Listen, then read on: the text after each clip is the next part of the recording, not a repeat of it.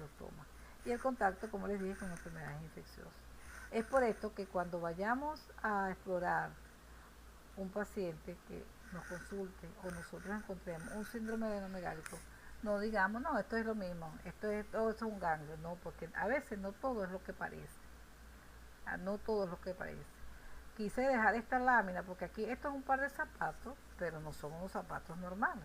Si ustedes detallan, estos zapatos tienen aquí el tacón hacia la punta y la punta es la parte del tacón. Es decir, a simple vista parece, pero hay que ver los detalles. Así muchas veces cuando consigamos un pacientico con un síndrome adenomegálico tenemos que precisar esto. Es un que el factor de riesgo, edad joven, hay procesos catarrales, virales a repetición, qué característica tiene a la exploración ese ganglio que estoy palpando, cuál otra condición podría generarme esto, es decir, hacer el diagnóstico diferencial. Es único, es localizado, es primera vez, cuánto tiempo tienes con esto,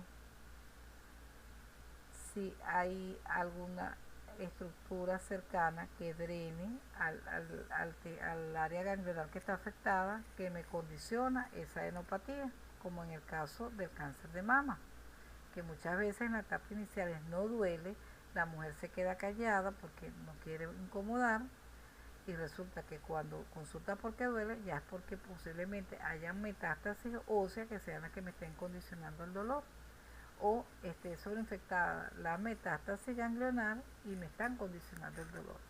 Entonces, cuando encontremos una adenomegalia en la exploración física, busquemos qué territorio drena aquí y vamos, claro, a hacer todo el examen físico, pero volvamos a revisar. ¿Para qué? Para hacer un diagnóstico temprano. Y a veces, muchas veces, y tenemos que saber la ubicación anatómica de los territorios, porque muchas veces tenemos diagnósticos diferenciales y no son adenomegalias, sino son otras lesiones nodulares que nos simulan una adenomegalia, como puede ser un lipoma, por poner un ejemplo, puede ser un implante eh, de esos anticonceptivos, puede ser otras causas y nosotros no estamos evaluando. O puede ser un ganglio con muchas condiciones que me orientan o me hacen pensar en malignidad y pierdo un tiempo valioso. ¿Ok? La adenitis, bueno, es única, es bilateral, es simétrica, es asimétrica, es primer episodio. En el área ginecológica, como les dije, los factores condicionantes, factores de riesgo en la esfera urogenital. Al examen físico, a la exploración, tenemos que precisar un orden en sentido cefalocaudal de manera simétrica, palparlo con la yema de los dedos, haciendo movimientos circulares, buscando consistencia, movilidad, dolor a la presión y temperatura, es decir, buscando signos de flebosis y adherencia. Es importante ir tomando esto en cuenta. ¿Por qué? Porque muchas veces no hacerlo puede generar que después tengamos que volver a revisar qué fue lo que se nos pasó. Sin embargo, hay algunos datos que nos pueden sutilmente sugerir que se trate de un proceso benigno o maligno o algo para estudio. Por ejemplo, cuando las causas infecciosas, el ganglio puede ser único o bilateral que esté aumentado de tamaño, la adenopatía. En la fase aguda generalmente van a ser dolorosas, los procesos de rubiola, de otitis, van a haber dolor porque está inflamado. Hay la consistencia del ganglio normal es una consistencia como la punta de su nariz, pero cuando está sobreinfectado puede tener, junto con la consistencia de la punta de la nariz, la consistencia del lóbulo de su oreja. Esa consistencia blanda, esa es la parte fluctuante porque es la parte que posiblemente esté accedada. Es decir, hay signos de flebosis asociados. Entonces hablaríamos precisar la causa de esa linfadenitis. Y retomando el comentario que hice al principio, que si ese ganglio aumentó de tamaño, esa linfadenitis no va a revertir en 3 días, no. Usted va a poner tratamiento y a medida que va pasando los días, eso va a ir poco a poco en remisión, disminuyendo poco a poco de tamaño. En el caso del cáncer metastásico, cuando encontramos un paciente que ha tenido antecedentes de cáncer hace 15 años, ahorita lo estamos evaluando y conseguimos un cáncer metastásico. ¿Por qué? Porque conseguimos, él tuvo un antecedente de un CA de próstata y le hicieron su prostatectomía, está bien. Pero resulta que hoy lo estoy evaluando y consigo a nivel inguinal un, un ganglio de 4 centímetros adherido a planos profundos, consistencia como la del codo, que toques el codo, esa es una consistencia pétrea, que no se mueve ese ganglio, es muy duro. Y el paciente me refiere que eso tiene tiempo creciendo poco a poco, pero que él no le molestaba hasta ahorita, donde siente que la pierna la siente pesada, que siente hormigueo, que está aumentando de volumen, posiblemente esté haciendo un linfedema asociado a un plastrón ganglionar por metástasis de un cáncer, en este caso de próstata. Entonces, cuando evaluamos, generalmente este tipo de metástasis ganglionares, generalmente, cuando ya son crónicas, debido a la adherencia, pueden haber cambios tróficos en la piel circundante, y esto es un dato muy importante, un dato que también nos llama la atención. Y puede sobreinfectarse esa piel, entonces viene por el dolor, pero cuando exploramos, no es que es una adenitis por, qué sé yo, por rubiola, no, es que esta es una adenitis que es una adenomegalia, pero por metástasis de un cáncer que infiltró, y es una adenomegalia o una metástasis ganglionar sobreinfectada, que es el término que deberíamos colocar. Adenomegalia metastásica sobreinfectada. En el caso de los linfomas, que también es importante, los ganglios van a ser un tamaño bastante grande, sobre todo a nivel de cuello, que son uno de los que son más visibles, mayores de 4 centímetros, la consistencia es gomosa, son semimóviles, pero además de esto se asocian síntomas generales, desde astenia, dinamia, fiebre, dolor ganglionar con ingesta de alcohol, una fiebre recurrente, incluso puede ser una causa de fiebre de origen desconocido, hay pérdida de peso, y dependiendo las metástasis que tenga en otros órganos, van a ser los síntomas que se pueden ir asociando en este tipo de casos. ¿Ok? Entonces, a la par de esto, también es importante que muchas veces en la exploración vamos a encontrar un ganglio supraclavicular, como este paciente que vino porque él dice que no puede casi subir el brazo, no se puede peinar porque le incomoda, pero cuando lo estamos evaluando nos damos cuenta que hay un cuello asimétrico, pero que hay aumento de volumen, de consistencia pétrea supraclavicular, que incluso hay limitación en la movilización del cuello. Entonces este es un paciente que tuvo antecedentes de un cáncer gástrico hace 8 años. Y su hermano murió, por cierto, de un cáncer de colon. Entonces posiblemente este sea una recaída que está teniendo este paciente, y me está debutando en mi consulta con un ganglio metastásico supraclavicular. Entonces es una adenomegalia metastásica supraclavicular. Ese es el diagnóstico. ¿Ok? Entonces, esto posiblemente se deba a que el cáncer se reactivó y está generando este tipo de condición. Entonces, es importante explorar fosas supraclaviculares.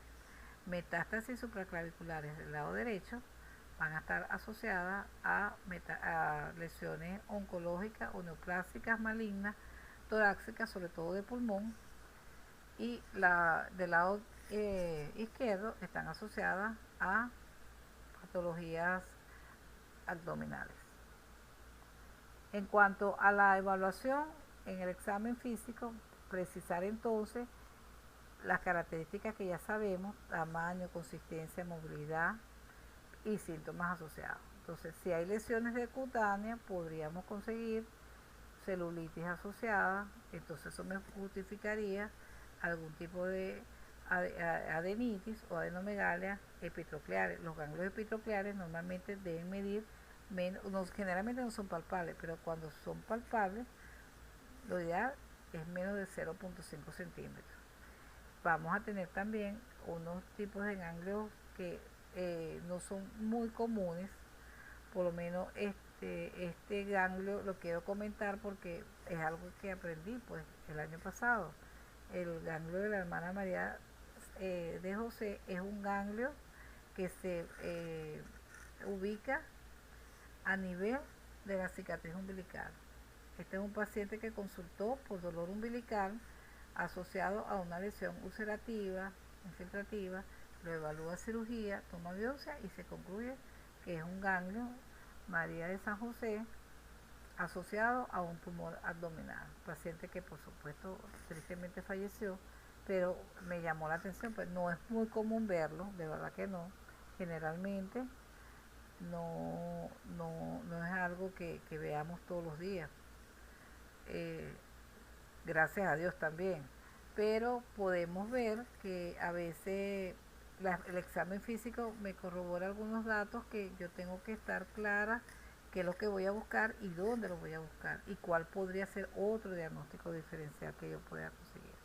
Entonces, signos de malignidad que me hacen pensar, bueno, vuelvo y repito, un ganglio que mida más de 2 centímetros, 2.5 centímetros, que esté adherido a planos profundos, que tenga una consistencia pétrea y que haya síntomas generales, también eso, todo eso ayuda, pero dependiendo de la causa, puede ser local y si es una causa sistémica, el paciente va a tener síntomas generales.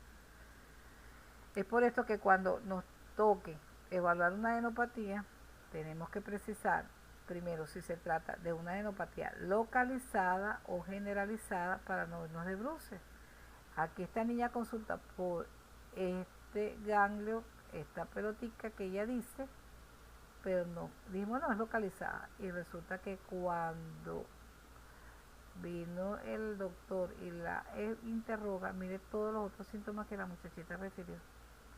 Entonces, esta niña, esta adenopatía va asociada a una serie de síntomas condicionantes que me hablan ya de que la causa, a pesar de que yo la veo local, está afectando todo el sistema.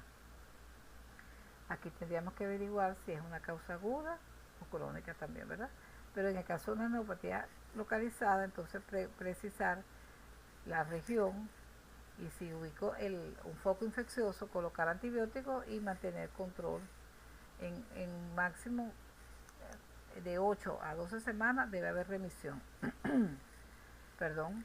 Y en el caso de una adenopatía generalizada, precisar una hematología, frotis de sangre periférica, bioquímica sanguínea, velocidad de sedimentación. ¿Por qué estos estudios? Porque estos estudios me van a hablar de otras posibles causas de adenopatía generalizada, pero también me va a hablar de del funcionamiento de esos órganos porque que podrían estar comprometidos por esas otras causas de linfadenopatía generalizada, como en el caso de los linfomas, que es un tema que ustedes van a ver en el área de patología. También en nuestro medio la TBC es un condicionante endémico y tenemos que hacer por eso las pruebas de PPD, pacientes con infecciones crónicas, hacer su velocidad de sedimentación porque también puede estar aunado a algún componente no diagnosticado que condiciona esa adenomegalia que no revierte. Hacer una radiografía de tórax porque los ganglios torácicos no los vamos a poder acceder a ellos a través del examen físico y podría ayudarnos a hacer el diagnóstico, sobre todo el síndrome de vena cava superior. En un paciente que venga con una adenomegalia o con una fascie abotagada y que miren este cuello nada más, toda la deformación anatómica me orienta a que esto no posiblemente no sea algo benigno y tampoco me orienta a que sea algo agudo. Aquí posiblemente hayan otros síntomas asociados que yo debo de ir explorando. Dependiendo de lo que yo consiga aquí, el plan sería hacer otras pruebas serológicas, para citomegalovirus, VIH, entre otras enfermedades infecciosas de larga data, y si todavía aún así todo eso sale negativo, pero el ganglio me hace la sospecha de que me evoluciona a la malignidad, derivar al cirujano para que haga la toma de biopsia correspondiente. No hacer esto, este paciente que llega aquí, a lo mejor, o puede ser también que la causa no esté aquí, sino esté en otra parte, y yo estoy quedándome solamente con lo que veo acá.